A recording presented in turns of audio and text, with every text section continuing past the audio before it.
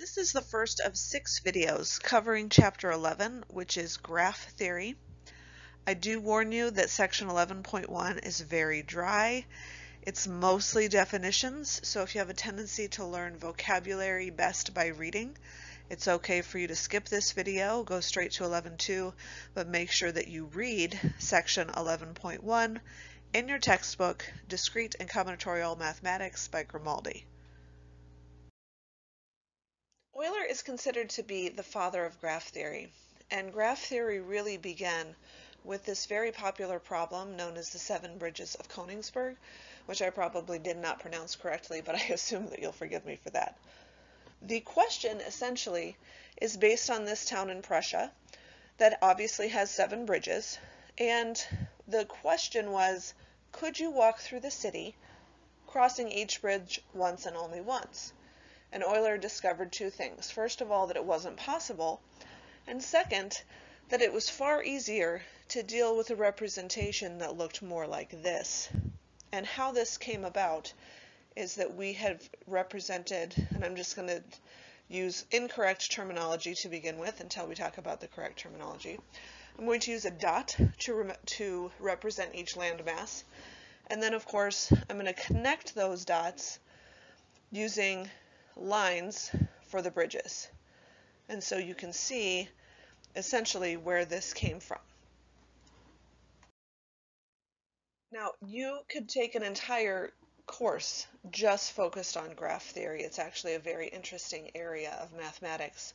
It's used often through biology, computer science, information technology, and physics. But before we can actually use it, it's important for us to learn the terminology. It also is important to understand that some of the notation and terminology varies. So you might look up a different YouTube video and they might use a little bit different terminology, but the ideas are the same.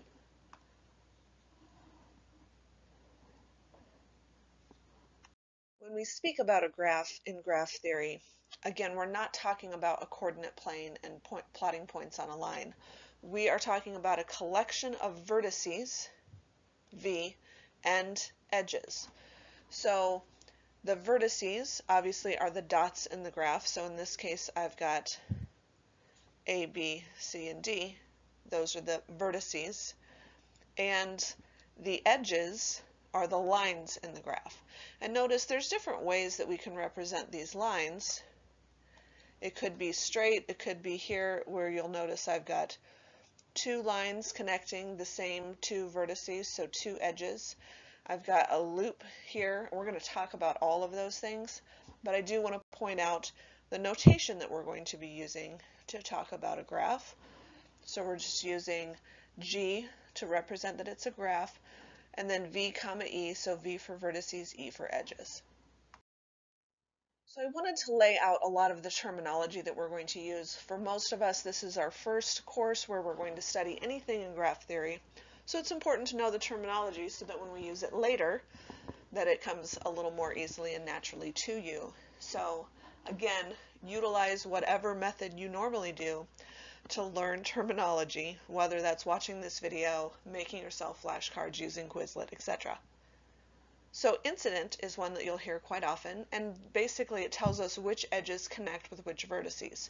So in my picture, we have D, which is an edge, is incident to A and B. So notice A and B are the vertices, D is the edge. We would say D is incident because it connects those vertices. Adjacent talks about the vertices rather than the edges. So this is talking about the edges. Adjacent is talking about which vertices are connected. So A, this guy, is adjacent to B and to C, because as we can see, those are in fact connected to one another. Isolated. Obviously this one's pretty straightforward. This is a vertex that isn't connected. So here's this guy over here, D. He is part of our graph. He is isolated because he's not connected to any other vertex. A simple graph. A simple graph is undirected. It has no loops, no multiple edges. I don't have an example of that written down, but we could call ABC, that would be a simple graph. It's undirected. There's no loops. There's no multiple edges. If I added a loop to it, all of a sudden it's not simple anymore. If I added a double edge, it's not simple anymore. You get the idea. A multigraph is a graph that isn't simple, like this guy. This is a multigraph because it has loops and multiple edges, both. Undirected graph, that's where we're going to spend most of our time. So an undirected graph is a graph where no direction is implied. So, for instance, between A and B, as you can see, I could travel from B to A or from A to B. Whereas if we look down here, this guy is directed. A directed graph, or a digraph, is where we actually have a direction specified by arrows. And as you can see, the arrow typically falls somewhere in the middle of the edge. But it basically tells us in order to get from A to B, I could use that edge, but if I wanted to get from A to C, I would have to go from A to B and from B to C. I couldn't go directly from A to C because of the direction. Now let's talk about what a walk is. A walk, or an XY walk, a walk is essentially where we're connecting vertices in an undirected graph, and again we're going to spend most of our time with undirected graphs. And it is a loop-free walk, and it's basically an alternating sequence for vertex, edge, vertex, edge, vertex, edge, vertex, edge, vertex, edge, etc. all the way to get from, if we're calling it an XY walk, if you'll notice, it starts at X and ends at Y. If it's a closed walk, it occurs when X is equal to Y. So for instance, if I were walking from one vertex to another, this would be a walk. Obviously I haven't labeled any of the vertices or edges. This would then be a closed walk because I started here and ended here. If my walk essentially goes from X to Y, but I haven't done anything, the length is 0. And again, the length is just the number of edges in the walk. So if I started here, I didn't move at all, I ended here, obviously that's called a trivial walk because the length of the walk is 0. Before we look at any more terminology, let's make sure we understand a walk. So I'm going to give you 3 different examples, and I've chosen 3 examples because there are 3 different ways that you might see the notation. But I do want to point out that my first example is the most commonly used notation, which is of course the way that we talked about it in the definition, where I'm going to give you vertex, edge, vertex, edge, vertex, edge, etc. So my first is an AB walk, implying I start at A and end at B. This one says A, E8, D, E5, E, E4, C, E6, D, E7, B. So 1, 2, 3, 4, 5 edges. I have a length of 5. It's okay that I've crossed through D more than once. In this case, I didn't repeat any edges, but even if I had, it would still be considered a walk. Let's take a look at my second example. My second example is also an open walk, meaning beginning and ending at 2 different vertices. This is a BF walk, so B to F. B to C, which implies edge 2. C to D, which implies edge 6, D to E, which implies edge 5, E to C, which implies edge 4, and C to F, which implies edge 3. Also a length of 5, because I have 5 edges that I traveled. I did use this vertex C a couple of times, but again, that's not against the rules. So now let's take a look at the last one. This one's going to be a closed walk, which is from A to A. Note that this is not going to be a trivial walk. A trivial walk would be I'm starting at A, I'm not moving at all, and I'm ending at A. That would be a trivial walk. So this is not a trivial walk because I have quite a few edges and vertices that I'm going to travel. So this one says A to B, which implies edge 1, B to D, which implies edge 7, D to C, which implies edge 6, C to B, which implies edge 2, so I've used B a couple of times, B to D, which implies edge 7 again, and then D back to A, which implies edge 8. So even though I've only have 5 different edges, the length is 6 because I've traveled E7 twice. And again, I repeated vertex B and vertex D. Now that we have become familiar with walks, let's talk about some special kind of walks. A walk with no repeated edges is called a trail. So again, this is a walk, but it's a specific walk, and it has no repeated edges. So I gave you 2 examples of that on the last slide, example 1 and 2. Here's another: A to B, B to D, D to E, E to C, C to F. Notice I didn't repeat any edges. I started at A and ended with F. A circuit is a trail, and so again, a trail is a walk that doesn't have repeated edges, but it is closed. So we're just adding one more thing into it, so it's essentially a closed trail, which means a walk with no repeated edges, and it begins and ends at the same vertex. So obviously there is a repeated vertex, and it's where we begin and end. So A to B, B to C, C to D, D to A. That is a circuit. I didn't repeat any edges. I began at A and ended at A. A path, again, also a walk. This time, no repeated vertices. So I didn't show you any paths on our last examples, but here's one from A to E. I go from A to B, B to D, D to C, C to E. I didn't repeat any vertices, and I didn't repeat any edges, but that wouldn't have mattered. And a cycle.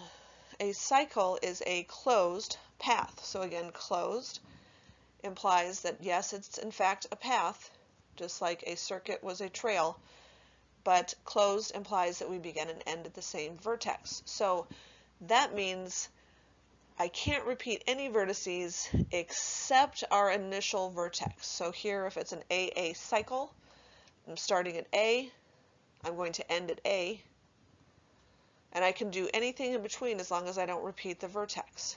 So A to B, B to C, C to E, E to D, D to A.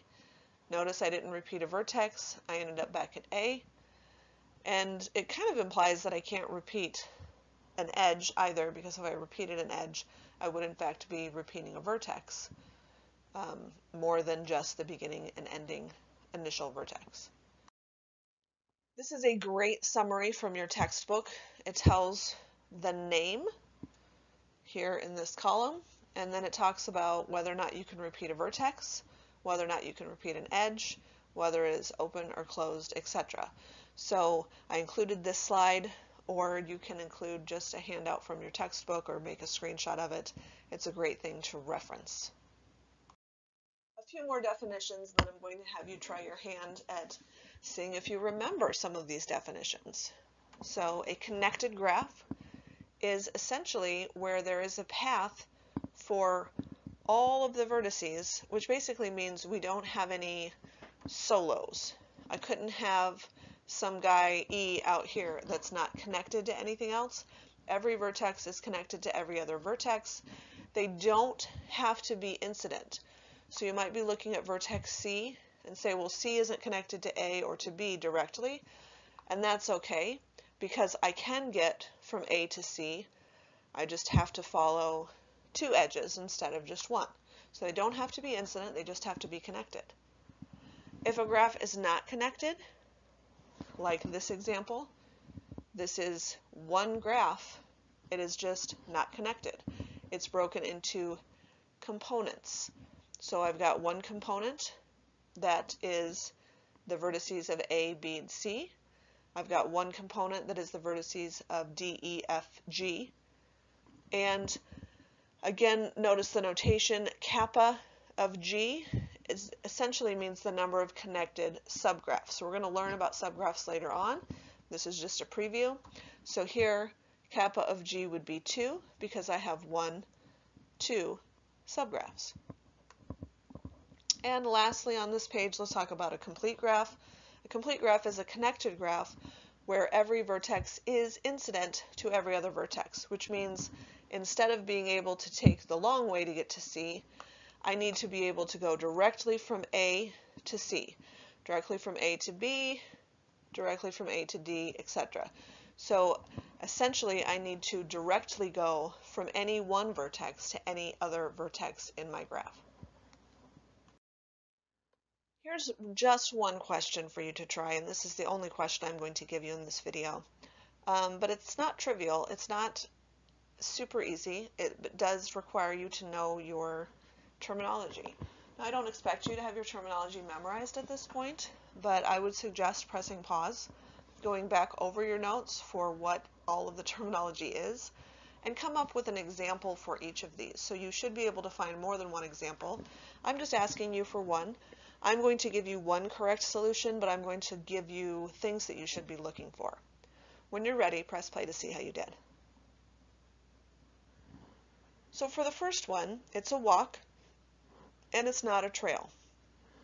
So a walk implies that I'm going to go from one vertex to another. It doesn't matter if it's a closed walk or not. It didn't specify. The only thing it did specify is not a trail, and not a trail implies that I must repeat an edge. So notice, to get from A to C, I took the really long way. I went from A to F, F to B, B to A to B, so I've repeated from A to B, and B to C.